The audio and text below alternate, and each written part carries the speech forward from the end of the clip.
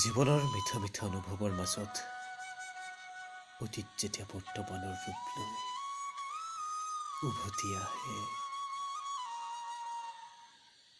সময়ৰ সোঁতত পদূলিৰ নাহৰ জোপাও গাভৰু হৈ পৰে।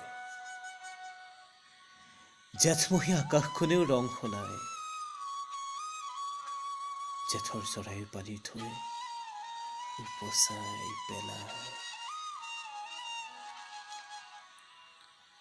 সেই সময়তে বহু কবিতা বুজি নোপোৱা বয়সতে মোৰ কবিতাই নাহৰৰ কোলাত চকুলো টুকিছিল।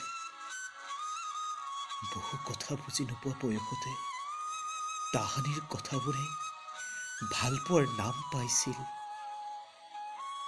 বাৰিষাৰ বৰষুণ জাকটো সেই সময়ৰে সাক্ষী আছিল। কিন্তু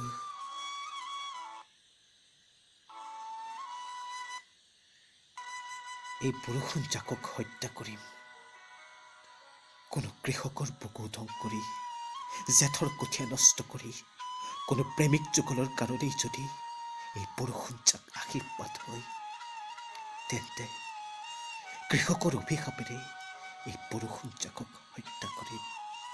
এই বৰষুণ জাকক হত্যা কৰিম, হত্যা কৰিম।